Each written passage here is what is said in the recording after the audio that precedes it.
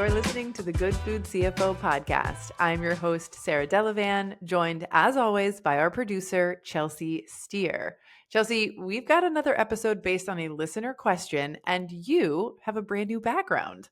Yes, I had a move last weekend. I think my watch clocked me taking or climbing 29 flights of stairs. So that was really fun. But yes, I'm here in the new office and it's very exciting to have It's an official beautiful. office. Thank you.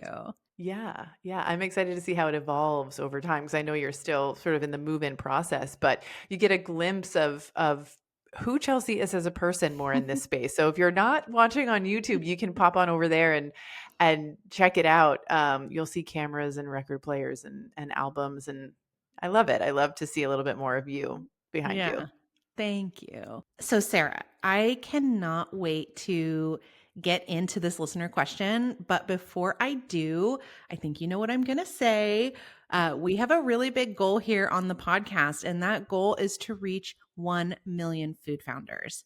And I know that we have a long way to go to get to that 1 million, but we have to start somewhere. And we're starting right here on YouTube. Our goal being to hit 500 subscribers on this channel.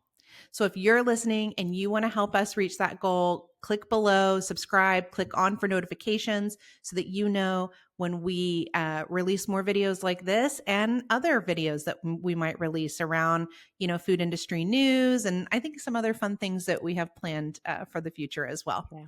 Okay. Speaking of reviews, I would love to share a couple that we got on one of our recent episodes. Always love a review. Yeah, so these all came from the same episode. They were all reviews that we got on Instagram, and they were in relation to our Baba Yacht episode that we did with Hope Lawrence and the Hudson Henry Baking Company. And the first one came from Kat from Farmer Market Pros. And she said, "This is a great episode." Danielle from It's All Happening said that she listened yesterday and loved this episode.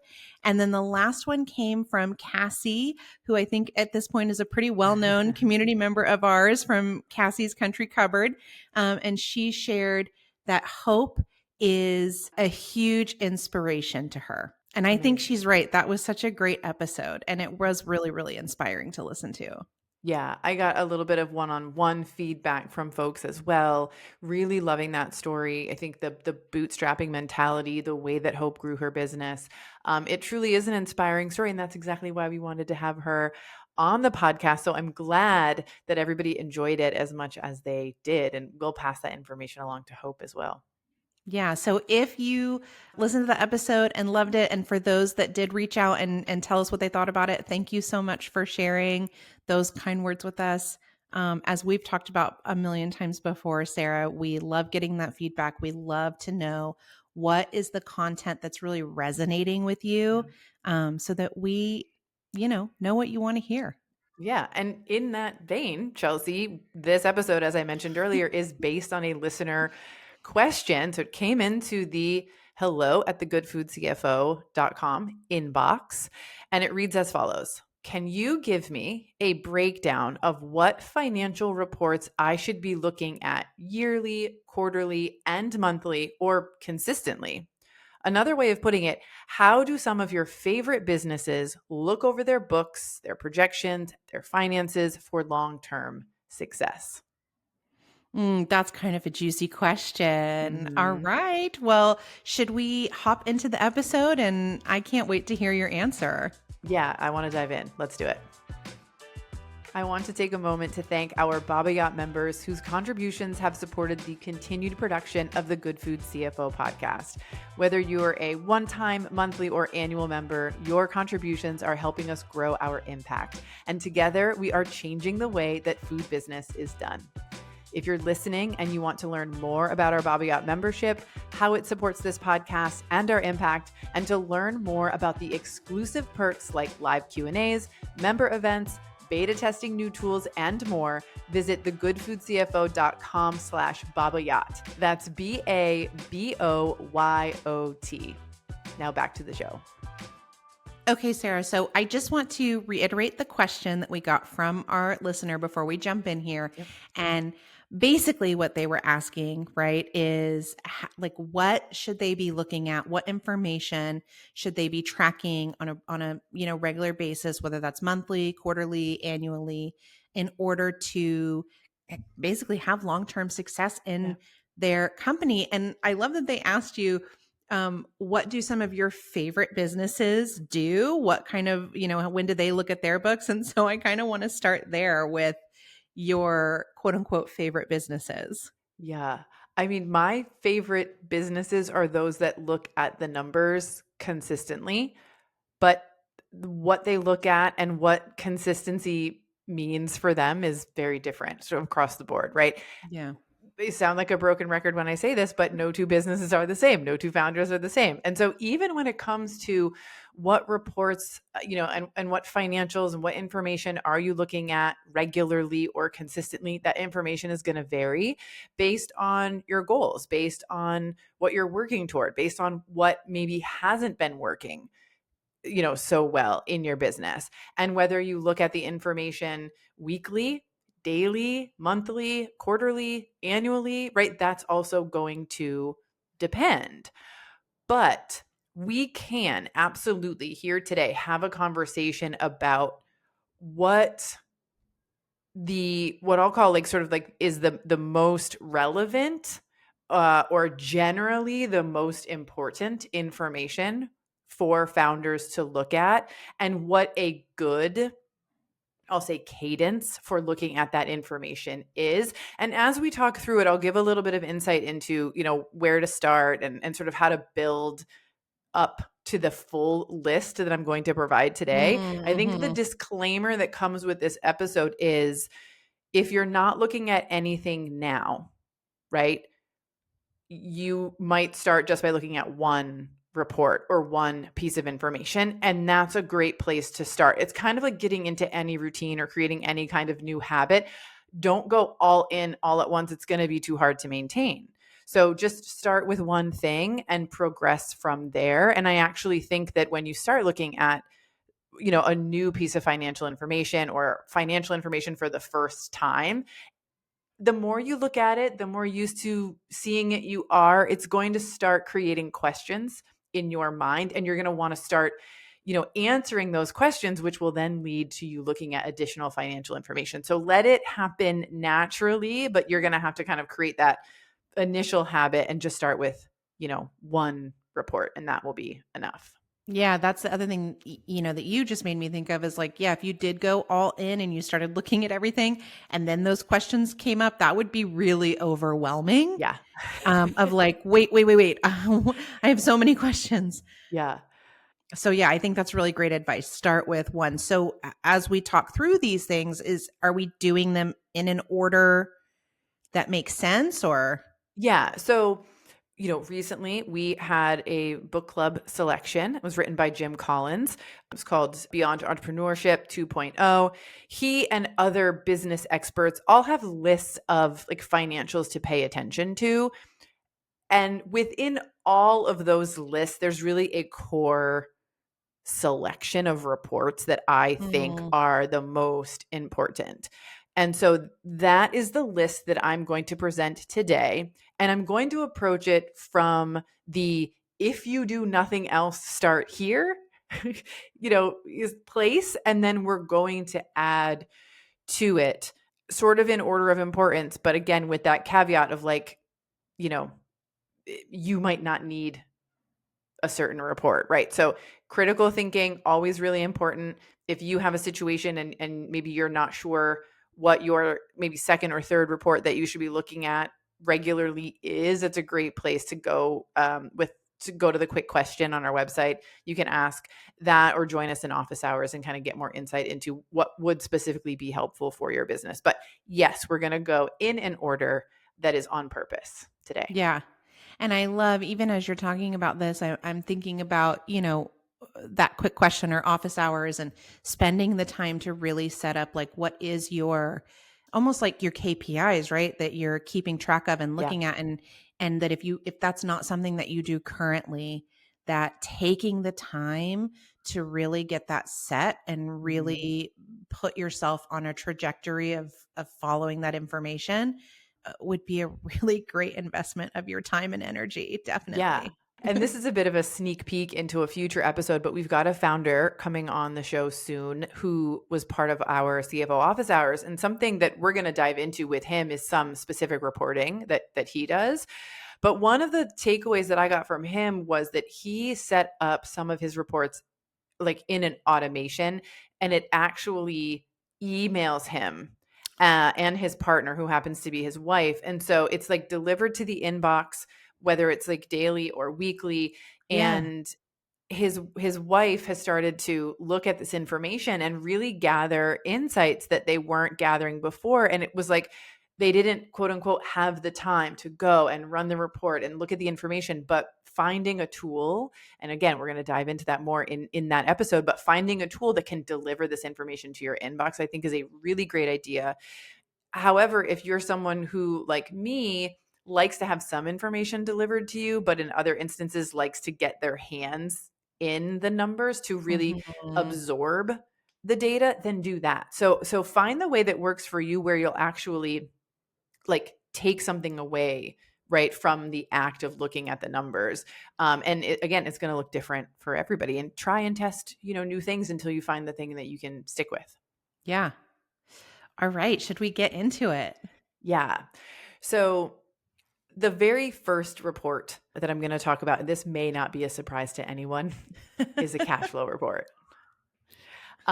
This is a report that is going to show you both your current cash on hand and also your projected cash on hand for, it might be next week, it might be 24 weeks into the future, it might be next month. It sort of depends again on your business about how much money, you have in the bank. The less money you have in the bank, the more frequently you want that time frame to be. The more money you Mhm. have in the bank, you can kind of look out a little bit further, so in months as opposed to weeks.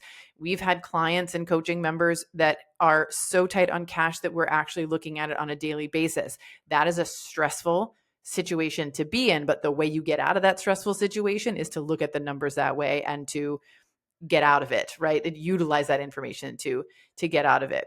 So I mentioned Jim Collins a moment ago, and I really loved what he says about cash in Beyond Entrepreneurship 2.0. And he says that cash is like fuel to an airplane. You want to anticipate a fuel shortage long before the panel display flashes, warning you are almost out of fuel, right?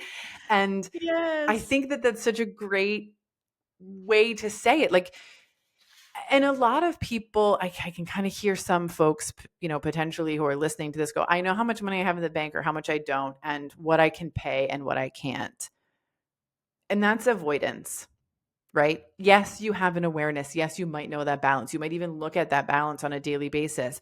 But if you're not putting that together with what you owe, who you owe, how past due, those payments are, and you're not truly looking at the situation for what it is, and you're not able to actually craft a plan to create change. Because here's the deal. The plan doesn't just include paying the bills on time. It doesn't just include, paying the bills that you can and holding off on the ones that you can't.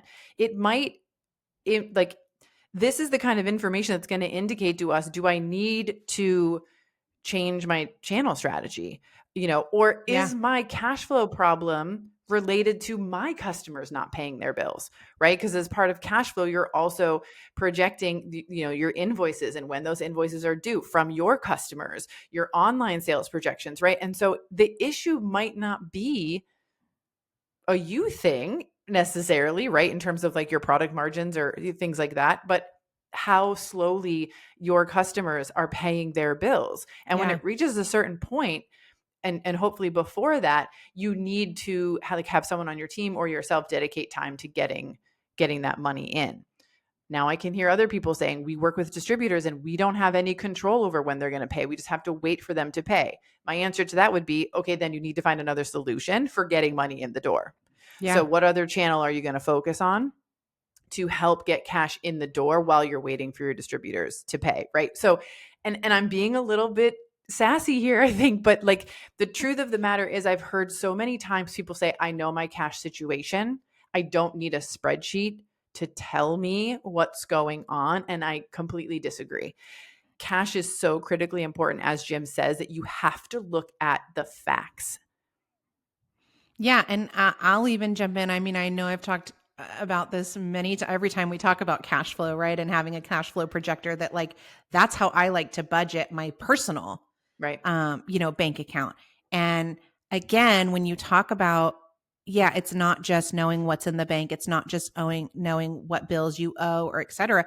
Like I open that cash flow projector on a weekly basis because I have particular financial goals in my life. And Right. I can look and see on the cash flow where I've laid out those goals and then know, okay, am I on track to achieve it or not? And then Yeah. what changes can I make in my current situation in order to get closer to Yeah. that goal? Yeah. And yeah, I don't know how you do that if you're not looking at it, if you don't have your hands in it, if you're not like physically making those changes and seeing it. Yeah. And I think, again, it's a stressful thing, especially if you don't have what I'll call a lot of money or enough money to satisfy all the bills that you owe, or you've got things that are past due. And sometimes it feels safer to just not pay super close attention to it. Mm-hmm. But it is, especially in food, I think the most critical thing to look at it, because we've talked about this before in other episodes. It's going to inform a lot about your business. It's going to inform where you're focusing your attention. It's going to inform, other issues that you might have around margin or where you're selling your product or how much product you need to sell. Right. And so it's just the number one place that if nothing else, you're paying attention to cash flow, and that not only you have enough money, today, but how long will the money that you have last you, or the money that you have projected coming in, how far is that going to get you? Because the closer and closer the negative cash balance gets to the current day, the worse the situation is for your business. And you Yeah. really, I think, can't focus on the big picture and what else you want to do and achieve if you've got this weight of like, what is my true financial situation kind of like hanging over you, Yeah. you know? 100%. Okay. So, number one, above all else, cash flow, Yep. understanding your cash flow and where you're at. I love that as the kind of baseline number one thing you need to be doing. Where would we go from there if we feel like, okay, I understand where my cash is at? Maybe it's not perfect. Maybe I'm doing great, but like I know where I'm going. What's the next Mm-hmm. thing? Yeah. So the cash flow is a very sort of active report, right? One that you are looking at pretty regularly and also might be a bit hands-on, right? Especially if you're using our Mm-hmm. cash flow projector. And that's a bit on purpose. The next, piece of financial information that I want folks to look at can be a little bit more passive, right? Okay. But it's critically important, and that is your cost information. And here we're talking about costs in terms of your product costs, those costs of goods sold. Mm. And the reason that this is number 2 on my list is because I talked to a lot of people recently at Expo West and at the Intense conference about this very topic. I got a number of questions about how often should you sort of, what they called it was, recost your products so that you have accurate product margin. So it came up a lot at Intense because I was doing a Mm. presentation on product margins and your ability to grow and quote unquote scale your business, right? And what became very clear in all of the conversations at both events was that founders do a lot of work in the beginning, typically to cost out their products and to set their prices. But as time goes by, those numbers are not revisited. And so you have a sense of what your COGS were in the beginning. And then that, okay, the cost of this ingredient has gone up and maybe the cost of this input has gone up. But you have not, as they said, revisited or recost their products to know what their margins actually are on the product level, and then thus on the sales channel level, in real time. And so this is critically important, as I've hinted at, because margin matters, and your margin is the relationship between the cost of your product and the sale price of your product. And if you don't have a real handle on what your costs are and how they have changed, then you don't know what your margins are. And if you Yeah. don't know what your margins are, there's a lot that you cannot do within your business. So the next sort of part of that question and a conversation I was having with folks was, how often do you need to be recosting your COGS?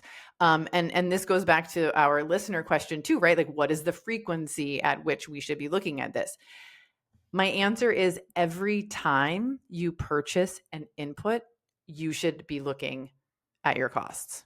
Now, Okay. this is rooted in my time as a buyer, right? When I was a buyer, we were buying both, packaging, labels, things like that, but then we were also buying our raw ingredients basically in real time. Every single week, we were buying fresh ingredients, and we were producing them into a number of different things: frozen products, catering products, the list goes on. But what that meant was that every single time I ordered, there was an opportunity for my COGS in a particular dish or a particular product to change. And I knew that I needed to keep an eye on those things. I mean, the price of cauliflower could be, several dollars a pound different Yeah. over the course of 1 week or even a couple of weeks, right? We see this with things like eggs, right? And butter is one, I think, that is still pretty volatile, on the market. We're now, we know that coffee and chocolate has been on the rise, over the last several months, if not longer. And so if you have purchased these items and you haven't done the recosting, you are unaware of what your true margins are at this point in time, and therefore it's impacting your financial, it's impacting your cash flow, right? And so now that sounds very active, like, wait a second, I have to cost out my product every single time, I have to update. My advice is that you need to find yourself a tool or create a tool that allows this process to be very easy. So when I was a buyer, I built my own spreadsheet. I'm sure that's not a surprise to anybody who knows me at this point. But what I did was, all of my ingredients and all of my inputs were in one sheet, and they filtered into all of the recipes, right? And all of the, product formulations Mhm. in other tabs, so to speak. Anytime I updated a product cost, anytime I made an order, I would get an invoice, and I would take that invoice and I would update the cost of, The that cauliflower. item. And then I could then see what has changed. So to really lay it out for people, there was an ingredient page. There were all the pages with all of the recipes and sort of product formulations. And then there was a report page. So it gave me the name of every item, like every product, everything we produced, and the profit margin and the Yeah. COGS percentage. And so I could see if something dropped below our preferred margin, or I could see, and it was also color coded, of course, I could see if something was getting close to the threshold. Mm. In my instance, I had the flexibility to say, okay, sales team, we're not going to push this product right now because the cost is getting too high, or we've been priced out of the margin that we need to get. So I had that kind of flexibility. For a CPG brand who doesn't necessarily have that flexibility, what you do have is the ability to, focus your promotions or your sales or your marketing efforts towards a product that does have the margins that you need. You have the ability Mhm. potentially to look at other providers. You maybe, if you're in a positive cash flow situation, can buy in more volume, to save on the unit cost. So it, again, just like with the cash flow, when you're really looking at the information, it gives you insights into what you can do to change the situation, and you can make the changes before it becomes a problem, and in this case, before your margins are affected and then your cash flow is Yeah, affected. ultimately.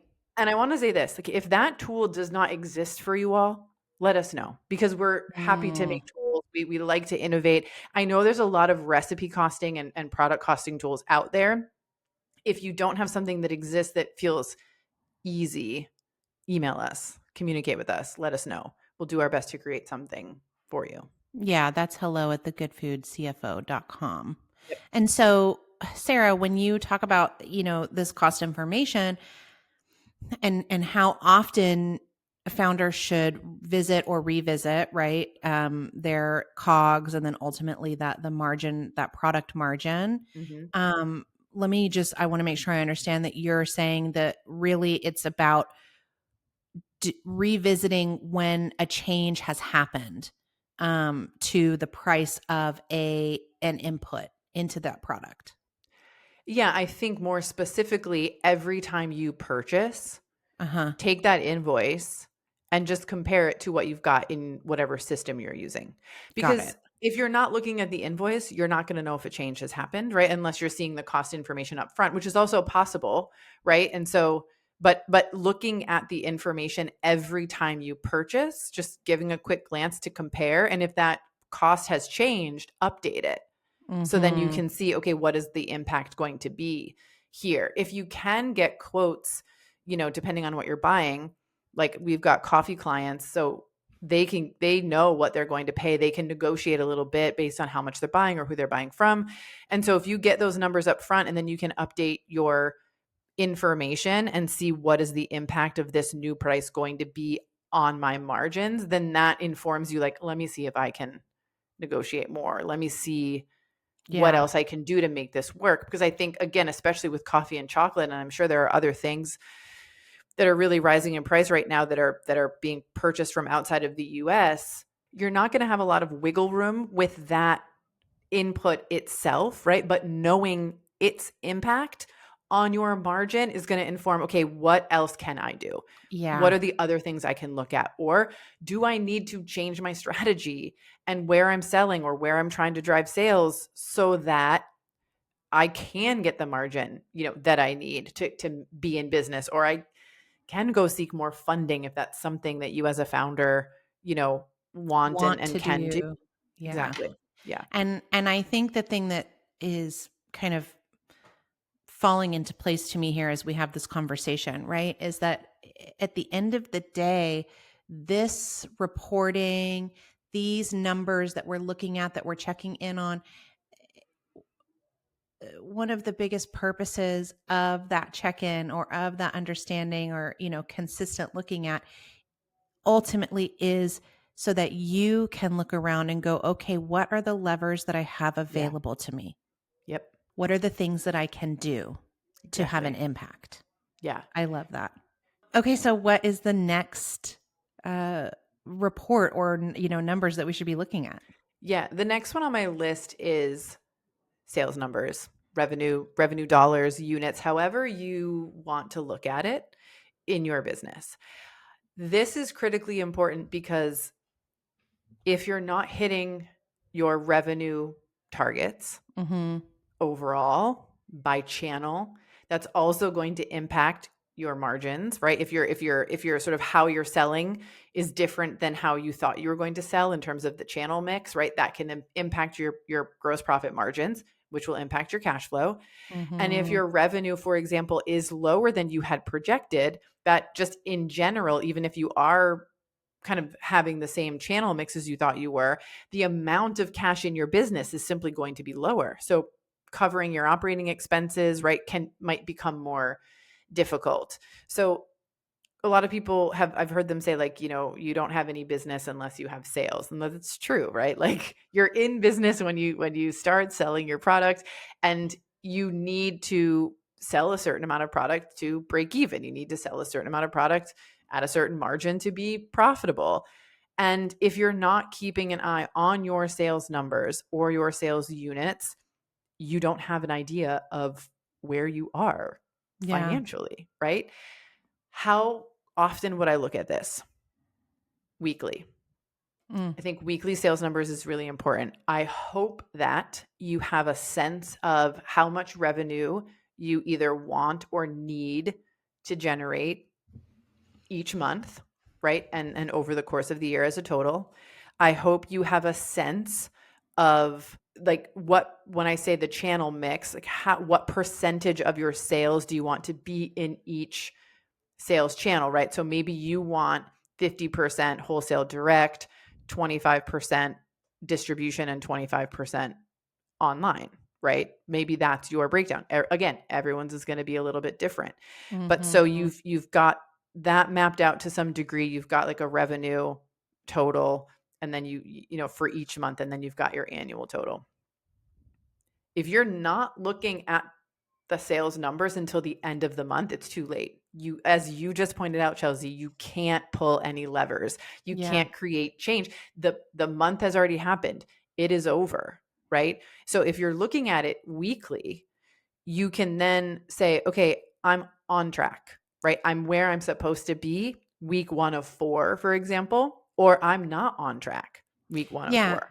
And so that, I think, is my next question is, you know, if you're checking on a weekly basis, if you're looking at your sales numbers and you are off track, what are some of the levers here that, you know, we can be looking at or talking about or thinking about as a founder to move the needle?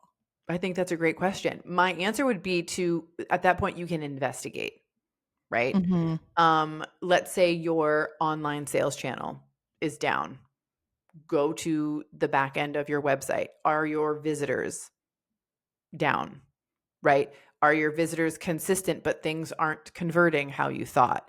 Have you sent a newsletter that, you know, can convert your readers into a sale in a while? Maybe one is due. So just, I think, investigate what is going on to then say, to determine what levers you can pull in that particular channel. If we're thinking about, you know, distribution or wholesale, we might look at, okay, what is the purchasing history of my customers in these sales channels? And has someone fallen off? Like, did we make a sales projection assuming that someone was going to buy in a particular cadence? Let me look at that and see, when was the last time, you know, Joe's Market ordered from us? Yeah. You know, we talked about, I think in previous episodes, the value of having your invoices in QuickBooks, because you can run sales reports and then you can utilize those pivot tables that we've talked about, I know, in an episode, to see when was the last time everyone ordered, what were the units, you know, number of units that they purchased. And you can really use that almost as like a sales sheet, right? Like a call sheet. Reach out to those people, visit those people, you know, pull the lever of trying to drive sales from folks who maybe haven't purchased in a while, or who you were expecting a purchase from and you didn't. Keisha from Live Loud Foods, I think, is a great example of someone who really pays attention to their sales data, goes in and visits the store and tries to understand, you know, did the position of my product move? You know, is there something going on here that I can control or that is out of my control that is affecting my sales numbers? So I think having the awareness then can point you in the direction of where to go to investigate, so that you can determine what levers you can pull and what actions you can take to drive revenue in this case. I think that's such good advice, such good guidance and information. So, okay, what's next? I can't like keep it coming. What's the next thing we're looking at? So finally, we've reached the P&L. Okay. Yeah. And maybe people are surprised that, like, this is, what is this, number 4 on the list? Yeah. We've talked about this before too, Chelsea. The P&L can be overwhelming for people. There are a lot of people who have P&Ls that they look at them, they say, this isn't helpful for me, you know? And quite frankly, I think paying attention to cash flow, paying attention to your costs, right, that are going to inform your margins, and paying attention to your sales. This is like real-time data. This is data that, like, you can actually do something with right now, right? That's exactly what I was going to say. It's like drilled into my head from my days as a store manager, right? I had a boss who would always say to me, if you're looking for the answer on your P&L, you're too late. Yeah. Always. Yeah. It's great for some information, as I'm sure you're going to provide for us. But yeah, that real time, like, data, you're not going to find here. Yeah.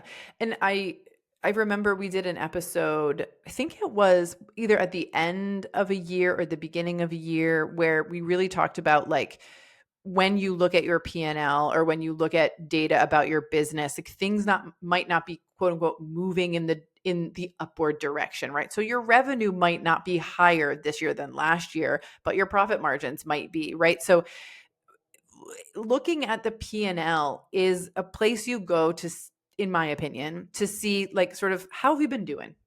How are things Mm-hmm. going? How does this year compare to last year? Presumably you set some goals, you set some intentions. The P&L is a good place to go to look back and to compare. Where are we now compared to where we were? Are things going in the right direction, right? So Mm-hmm. that's how I would recommend that people use the P&L, especially if you're just starting out, because as you said, it's a how did we do, not a how are we doing, right? Like month to month. But you can, when you use it as a comparative Yeah. tool, you can answer the question, how are we doing? The other thing I want to say about the P&L, especially for people who are, getting into this for the first time, maybe you don't look at it regularly. I think the cadence here, like it could be monthly, but for a lot of founders, I think it's going to be quarterly. You know, Mm. you're going to know your cash flow. You're going to know if you're hitting your sales numbers or not. You're going to know what your margins are, right? Or like if you're looking at number 1, 2, and 3 on this list. So number 4 just becomes a reflection of, as Yeah. you've said already, where you've been. And you can look at, this year to date compared to last year to date, or this quarter compared to last year, same quarter. And that's good reference to have. You might also look at your P&L to say, okay, we're gearing up for a new quarter. What was last year, Q2? How did we perform then? What are we trying to achieve that's different this year? You know what I mean? And it might inform some things for you, but that's how I would use a P&L. Yeah.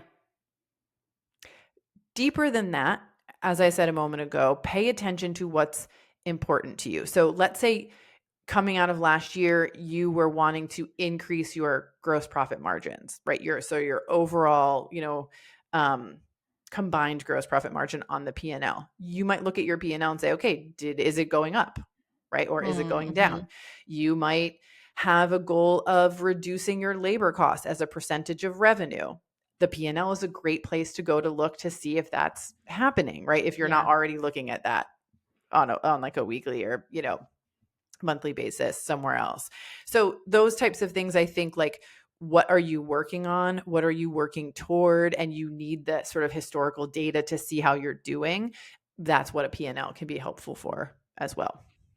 Yeah, and I think it's also really helpful when you're thinking about a P&L and using it in that way, kind of like to reflect on how you've done or to think about like your future goals, is Mm-hmm. also to really be able to break that P&L down into sections Yep. and kind of zooming in on the section that really matters to you, right? Or that Yeah. you're trying to move the needle on. Yep. Because I don't know that saying, oh, yeah, my goals for this year are to improve my sales, improve my cost of goods, improve my operating, like Yeah. it's too much, right? So like Yeah. really what are you zeroing in on that P&L, and breaking it down that way so that you can really make a difference in Yeah. a particular area of your business. Yep. I agree. Okay. And so, Sarah, you have one more report for us, or one more, area of the business that we should be looking at. Mm-hmm. Let's dive into it. Yeah. So this final, you know, report, if you will, financial information that I think folks should look at. It's at the bottom of the list for a reason. Not that it's completely unimportant, but that the others are more important as you're building these habits of looking at things consistently and regularly to create change or affect, long-term success in your business. The final one is the balance sheet. And we don't Mm. talk a lot about the balance sheet here on the podcast. And it's for good reason, on the list of things to pay attention to. For me, it's a little bit low. A lot of people find the balance sheet like overwhelming. It's a lot to take in. What does it mean exactly? And again, how can I utilize this to affect change in my business? Mm-hmm. There are ways, and I'm going to talk about those a little bit, but again, similar to what you just said about the P&L, taking it all in, like looking at every single line for the current year actually might not be that helpful for you, right? Like A, it's a lot of information, and B, like you're maybe not trying to affect change everywhere, right? Like for Mm-hmm. example, your your assets might be what they are because you have equipment and they didn't change, and it's, you don't really need that information, right? However, if you look at it, this year compared to last year, or again, like Q2 of this year compared to Q2 of last year, comparatively, there are some interesting things to look at. One of them might be your cash balances, right? Again, you should be looking at your cash flow on a weekly, daily, or monthly basis, depending on where you are. You're going to have an awareness of what your cash balance is, but there's interesting insights that you can gain sometimes from looking at your cash balance right now compared to your cash balance at the end of last year, or like I said, same time frame last year. Is it Mm-hmm. going up? Is it going down? Have you invested in something and so it's lower? There might be something there for you. Your accounts payable and accounts receivable information is stored there. So like, again, how much do people owe you and how much do you owe people? That's going to be in your cash flow. But if it's helpful to look at comparatively to say, okay, I know how much we're collecting now or how much is past due, whether we're past due or our customers are, but like, let me remind myself, are we improving on these things Yeah. over last year? Now, these things like cash balance, like your accounts receivable balance, your accounts payable balance, they will have an impact on your ability to get financing in some instances, right? So it's important to know where your company stands, and your balance sheet is important whenever you're trying to go get money. But again, for an everyday tool to use in your business, the whole balance sheet is not something that I look to, but there are a couple numbers that I think are quite interesting that can provide value. And one of them is your inventory turnover ratio. Now, when you look at your balance sheet, you're not going to see a line that says Chelsea's, inventory turnover ratio. You have Yeah. to do a little bit of math, right? So here's the formula. It's your cost of goods sold divided by your average inventory for the year.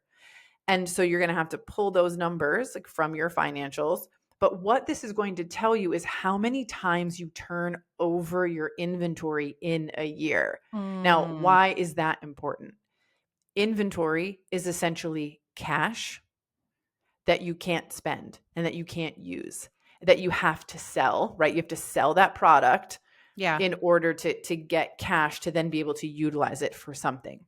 If your inventory turnover ratio is low, meaning you're not turning over a lot of inventory in a year, what that is indicating is that you've got a lot of cash tied up in product sitting in a warehouse somewhere, right?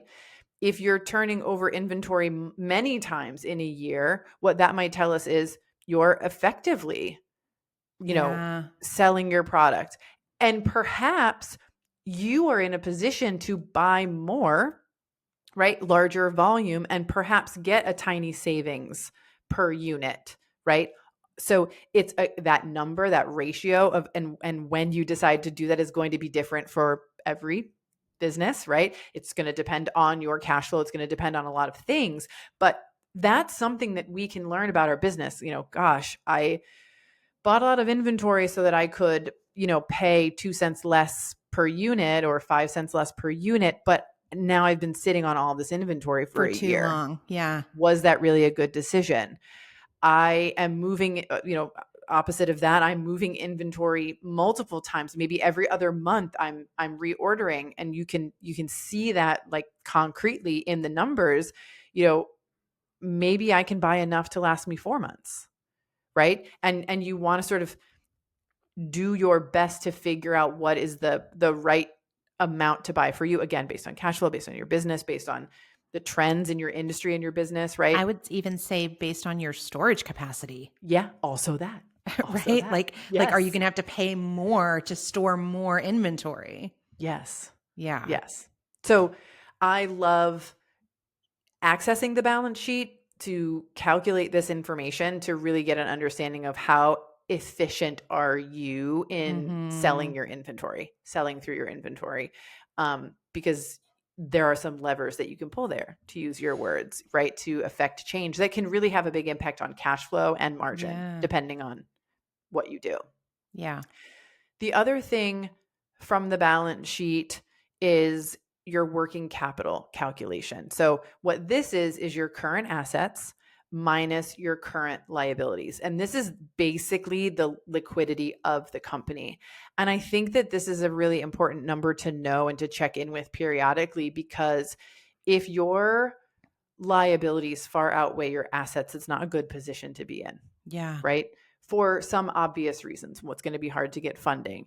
It can be hard to actually make payments on those debts, those liabilities, right? If that working capital is too small, right? If you don't have enough cash in your business to pay your bills, that's a problem. That's the beginning of the road to bankruptcy. And Mm-hmm. Liquidity, if your cash flow isn't strong, if you're in part of the industry where tariffs, where weather, where you name it, is affecting the cost of your primary input and is really driving it up, we have to think seriously about, how do we withstand this? We don't know how long this is going to last. We don't know if it's ever going to come back to the price it was, let's say last fall, or, sometime previously, or when we started this business.